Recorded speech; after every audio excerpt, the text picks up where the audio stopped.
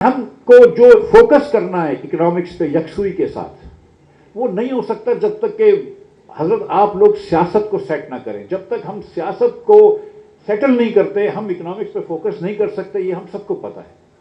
اگر سیاست ایک ہی جگہ پھنسی رہے 4 سال سے، میں روز ٹی وی پہ جاتا ہوں تقریباً، تو یا بریک میں اینکر پوچھتا ہے یا پروگرام میں پوچھتا ہے کہ یار وہ عمران خان کب چھوٹ رہا ہے، پی ٹی آئی اور حکومت میں کوئی ایگریمنٹ ہو رہا ہے.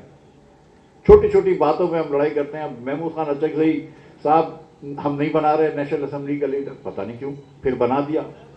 تو اللہ کرے کہ پاکستان کی سیاست سیٹل ہو جائے. جب تک کہ سیاست کے اندر آپ لوگ کوئی نہ کوئی معاہدہ کر کے آگے نہیں بڑھتے، اور میں بالکل سمجھتا ہوں کہ اس میں پہلا قدم جو ہے وہ حکومت کو ہی اٹھانا ہے، اس میں کوئی دو رائے نہیں ہے. حکومت کو یہ سیاست سیٹل کرنی ہوگی، حکومت کو اپنا ایک بڑا دل دکھانا ہوگا اور یہ مائنڈ سیٹ ختم کرنا ہوگا. آج کل یہ باتیں شروع ہو گئی ہیں کہ 18 سال کے لڑکوں کو ووٹنگ نہ کرنے دو، 21 سال کے لڑکوں کو ووٹنگ کرنے دو، کیونکہ میرے خیال سے نوجوان جو ہے وہ اپوزیشن کے خلاف ووٹ دیتے ہیں. کچھ عرصے بعد میرے خیال سے وہ بولیں کہ صرف 70 سال کے بڈھے ہی ووٹ کر سکیں. مطلب کیا کر رہے ہو آپ؟ پاکستانیوں کو ڈس انفرینچائز کر رہے ہو تاکہ آپ کہیں سے جیت سکیں. لوگ بولتے ہیں ہم پارٹی بیس پہ الیکشن نہیں کروائیں گے، نان پارٹی بیس پہ الیکشن کرائیں گے، لوکل باڈیز نہیں کریں گے. سیاست کے اندر اجارہ داریاں ختم کرنی ہوں گی. سیاست اجارہ داریوں کے لیے نہیں ہے، خدمت کے لیے ہے. میں اس موقع پہ یہاں پہ یہ بات بتاتا چلوں کہ کراچی میں رات کو ایک بہت بڑا سانحہ ہوا ہے. ایک گل مارکیٹ ہے بندر روڈ پہ، بہت بڑی مارکیٹ ہے.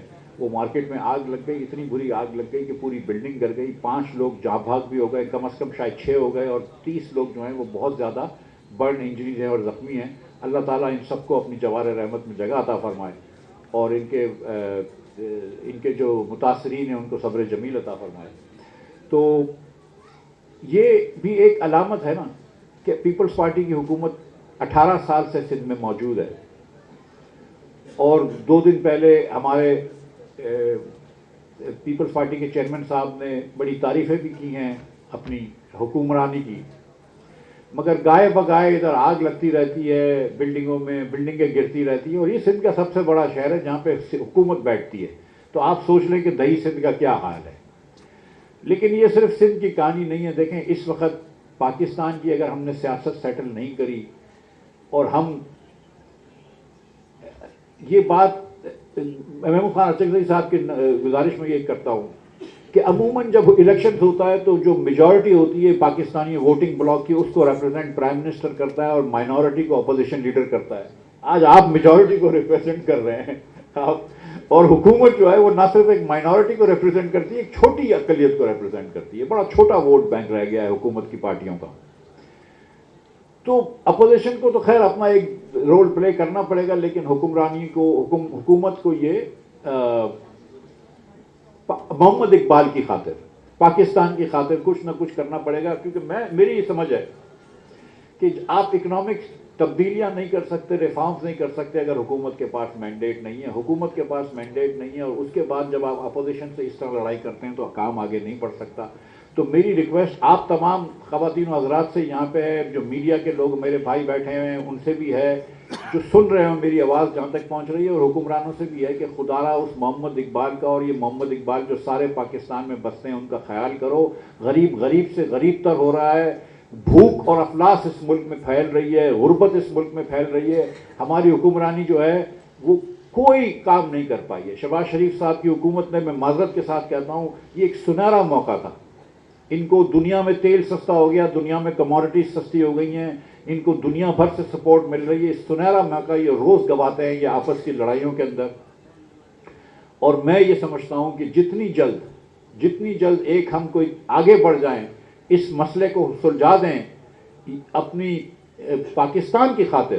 اور یہ بات کرنا بڑا اچھا ہے، ہم تو پاکستان کی خاطر ہیں، سب اپنے آپ کو بہت زیادہ پیٹریٹ سمجھتے ہیں. ہم کسی کو ایک دوسرے کی سرٹیفکیٹ دینے کی ضرورت نہیں ہے، لیکن پاکستانیوں کی خاطر، غریب لوگوں کی خاطر، اور جن لوگوں کو آپ غربت میں اور ڈھکیل رہے ہیں ان کی خاطر آپس میں کوئی نہ کوئی معاہدہ ہونا چاہیے. اور مجھے یقین ہے کہ محمود خان اچکزئی صاحب کی قیادت میں، محمود خان صاحب وہ ہیں جن کو کوئی ایسا نہیں ہے جو رسپیکٹ نہیں کرتا. محمود خان صاحب وہ ہیں جن کو کوئی پاکستانی نہیں کہہ سکتا کہ یہ کھڑا ہو کے 40 سال سے سیاست کے اندر جد و جہد نہیں کر رہا اور اپنا موقف نہیں بدل رہا.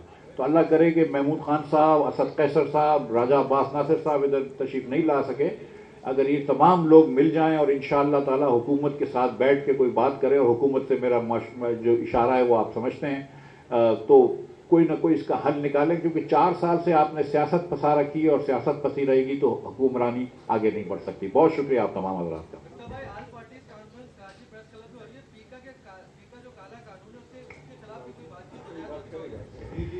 میرے بھائی اسد قیصر صاحب بھی اس کے خلاف بات کریں گے، محمود خان اچکزئی کے خلاف بھی اس کے بات کریں گے، لیکن سب سے زیادہ جو بات کرنی چاہیے وہ آپ لوگوں کو ہے۔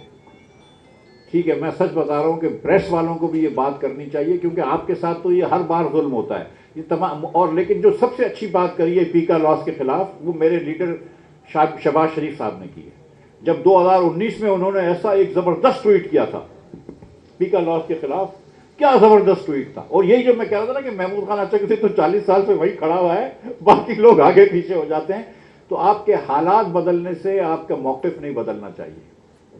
لیکن اس حکومت کا موقف بدل گیا، چاہے وہ چینی کے ایکسپورٹ کرانے پہ ہو، غریب لوگوں کو 50 روپے پر کلو کا ٹیکہ لگانے پہ، آج کل آٹا جو ہے وہ 150 روپے کا ہو گیا ہے، یا چاہے وہ پیکا لاس پہ ہو، وہ لوگوں کا موقف بدل جاتا ہے جب ان کے حالات بدلتے ہیں۔ لیکن اب بھی میں سمجھتا ہوں کہ ہمارے جو نارتھ اسٹار ہے، جو رہنما ہونا چاہیے، رہنما اصول ہونا چاہیے، وہ وہی ہے جو شہباز شریف صاحب نے 2019 میں ٹویٹ کر کے قلم بند کیا تھا۔